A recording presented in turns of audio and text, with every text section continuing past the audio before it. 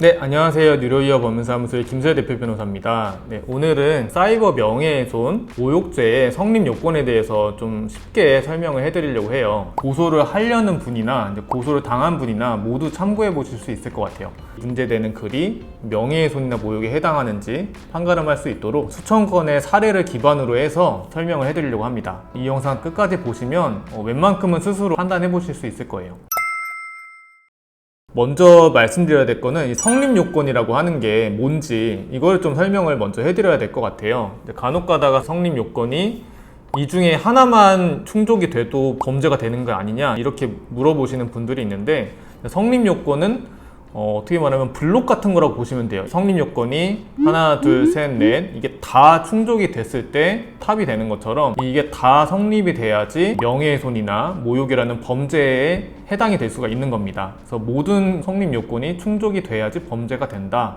이 부분을 꼭 머릿속에 넣고 하나하나 설명해 드릴게요. 명예훼손부터 저희가 시작을 하도록 하겠습니다. 첫 번째로 살펴봐야 될 요건은 바로 특정성인데요. 이 부분을 왜 가장 먼저 확인해야 되냐 라고 하면, 이 특정성 요건이 안 되면 이후에 볼 공연성이나 문제될 표현이나 이런 것들 살펴볼 필요도 없이 명예훼손이나 모욕이 안 되게 됩니다. 특정성이란 거는 그러니까 피해자가 누구인지 알 수 있어야 된다는 거거든요. 지금 욕을 먹고 있는 사람이 실제로 누군지 다른 사람들이 알아볼 수가 있어야 된다는 거죠. 사진이나 이름이 드러나 있으면 어떤 사람인지 알아볼 수 있게 쉽겠지만 꼭 그런 경우가 아니라 하더라도 주변 정보들로 피해자가 누군지 알아볼 수가 있으면 특정이 된다고 판례는 보고 있어요. 특정성 요건과 관련해서 대표적으로 문제되는 경우들을 좀 말씀드리면, 인터넷상에서 아이디나 닉네임만 나온 경우 상담이 굉장히 많이 옵니다. 다만 아쉽게도 아이디나 닉네임만 있는 경우에는 실제 사람이 누구인지는 알기가 쉽지 않다 보니까 특정성이 만족이 안 돼요.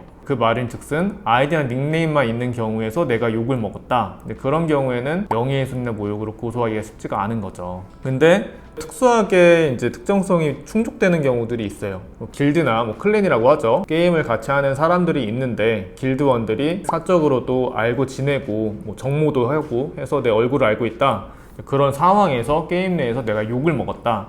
이런 경우에는 특정성을 극복할 수가 있는 거죠. 왜냐면 나를 알아볼 수 있는 사람들이 있으니까. 그리고 또 다른 예를 들어보면 이런 경우들이 있을 수 있죠. 웹소설 작가분인데 그냥 필명으로 활동하는 거예요. 필명으로 활동하고 있는데 신상 정보가 드러난 건 없어요. 근데 오랫동안 웹소설 작가 활동을 하면서 주변에 업무적으로 알게 된 업계 사람들이나 동료 작가분들이나 내가 실제로 누군지 알고 있는 사람들이 많은 경우에 특정성이 인정될 수가 있습니다. 특정성이란 거는 누구를 지칭하는지까지도 포함이 되는 개념이거든요. 근데 별칭이나 요즘 멸칭이라고도 하죠. 그런 별칭을 사용한 경우에는 글을 쓴 사람이 누구를 지칭하는 건지가 애매해질 수가 있어요. 이거를 극복하려면 이제 이 사람을 이 별칭으로 부르자 라고 합의한 어떤 글이나 단서가 있다든지 이런 특별한 사정이 있는 경우에는 별칭으로도 저희가 고소를 해서 인정된 사례는 있습니다. 다음으로 이제 중요한 요건은 공연성 요건이라고 합니다. 그래서 공연성 요건은 뭐냐면, 공연이 이 명예훼손행위가 이루어져야 된다는 건데 그 기준은 이제 전파 가능성이에요. 내가 어떤 얘기를 했을 때 그 말이 다른 데다가 또 계속 전파가 될 수 있는지 그걸 기준으로 하는 겁니다. 1대1로 욕한 경우, 둘이서만 있는데 욕한 경우에는 공연성 요건이 성립이 안 돼요. 내가 면전에서 욕설을 들었는데 왜 모욕죄가 안 되냐? 이렇게 물어보시는 분들이 있어요. 모욕죄라는 거는 그 처벌의 취지가 뭐냐면, 내가 기분 나빠서 처벌하는 게 아니라 내가 욕먹고 있는 모습을 다른 사람들이 봤을 때 나의 명예나 사회적인 평판이 실추되기 때문에 이거를 처벌하는 거거든요. 네, 그런 취지를 생각해 보면 1대1로 있을 때는 안 되고 다른 사람들이 볼 수 있는 상황에서, 특히 이제 지금 말하는 사이버상에서 일어난 거는 많이 다른 사람들이 볼 수가 있겠죠. 그런 경우에 공연성이 인정되는 거다라고 보시면 될 것 같고, 내가 한 명한테 말한 경우, 1대1로 한 명한테만 카톡으로 말했다든지 한 명한테만 전화로 말한 경우 공연성이 인정되는 거냐라고 이제 물어보시는 분들이 있어요. 이 경우에는 내가 말한 사람이 피해자와 어떤 관계인지가 중요해요. 발언자가 있고 발언 상대방이 있는데 이 발언 상대방과 피해자의 관계가 중요합니다. 피해자의 가족한테 어떤 명예가 실추될 만한 얘기를 했다. 네, 이런 경우들은 피해자의 험담을 들어도 숨겨줄 거 아니에요. 그 가족이 다시 또 막 전파하진 않을 거니까. 발언 상대방과 피해자가 돈독한 관계인 경우에는 이제 특수관계라고 봐요. 그래서 이제 공연성이 인정되지가 않는다 라고 보시면 될 것 같고, 또 하나로 이제 문제되는 경우는 직장 동료들끼리 예를 들어서 뭐 2명에서 직장 상사를 욕했다, 이런 경우들에는 그냥 서로 그냥 욕했던 직장 동료들끼리 둘이서만 욕한 거지 이거를 외부로 유포하거나 뭐 이럴 목적이 아니고 자기네들끼리만 비밀로 이제 얘기하기로 한 거라면, 이제 이런 경우에는 공연성을 부정해서 명예에서 무혐의를 이끌어낸 그런 경우들이 많습니다.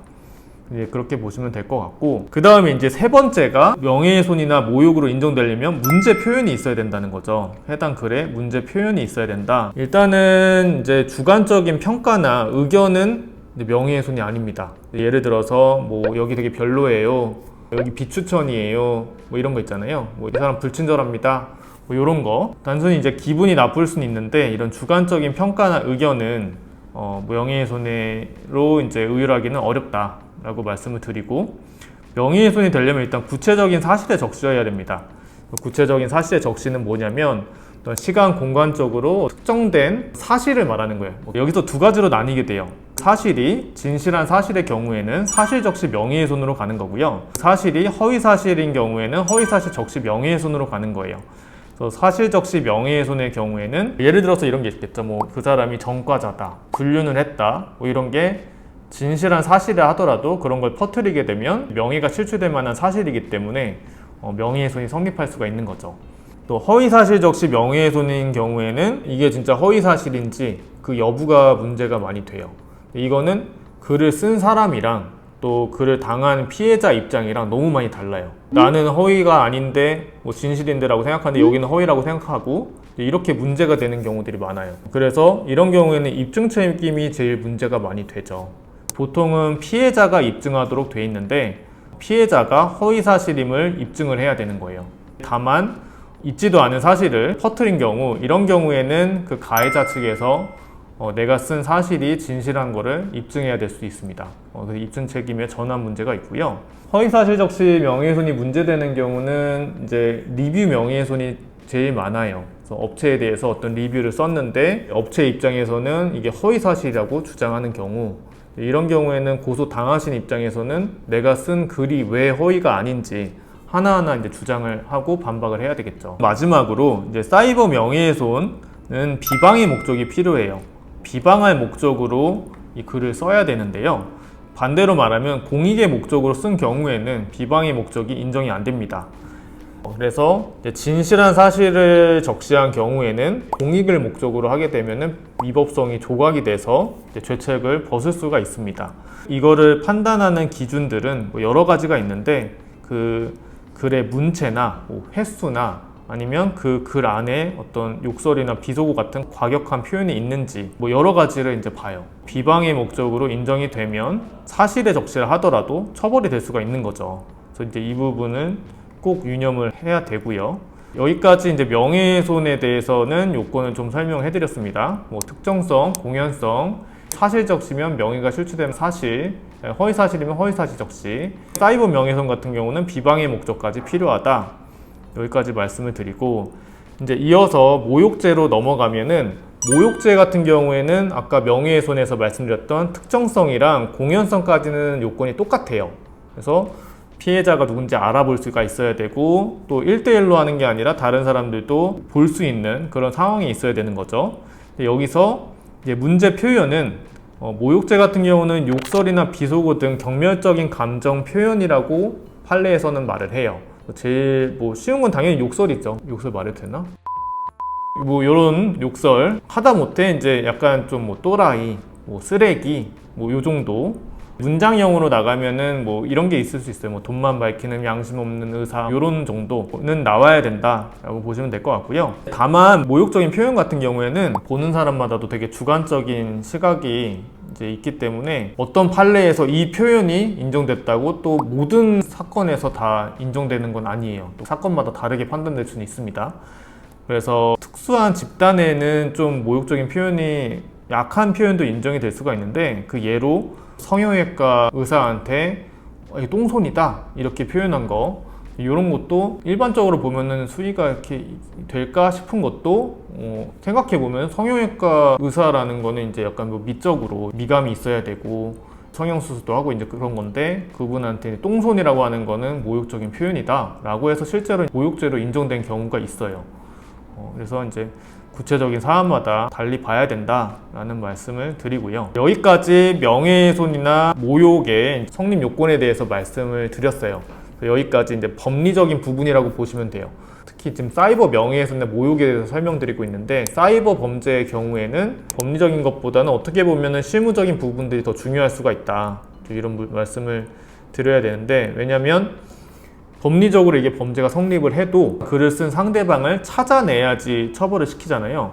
그 찾아내는 과정이 너무 중요한 거예요. 왜냐면 사이버 명예훼손의 경우에는 이걸 누가 썼는지를 알 수 없는 경우들이 많으니까 그 사람을 일단 추적을 통해서 찾아내야 되는 거죠.